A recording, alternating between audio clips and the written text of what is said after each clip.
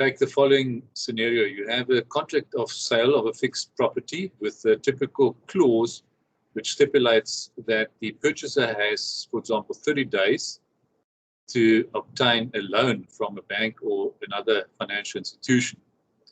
Let's say on day 29, he realizes, he gets a notification from the bank that his loan has not yet been approved, but everything should be in order.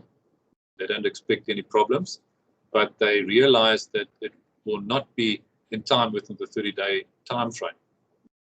Question is, what can the purchaser now do? Because he still wants to proceed with the transaction. He's convinced that he will obtain the loan, but the agreement stipulates that it will lapse if the loan is not granted in time.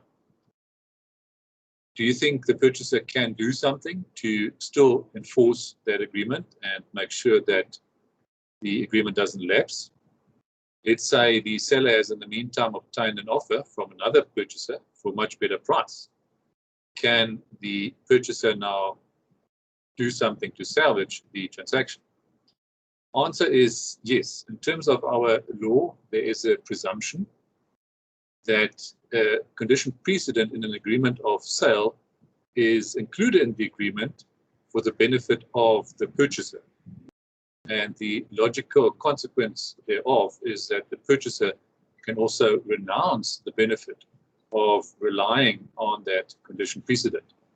So in the case that we have now explained on day 29, the purchaser can simply give notice on day 29 or on day 30 to the seller, preferably obviously in writing, that he renounces the right to rely on the condition precedent so that the agreement is unconditional and the transaction can indeed be proceeded with.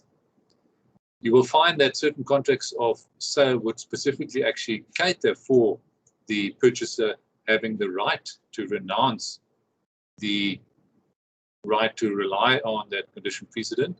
Sometimes these agreements also stipulate for an automatic extension of, for example, the 30-day period with, for example, another 10-day period, etc. So you obviously got to study the agreement as well to make sure that you properly advise the purchaser on his legal position.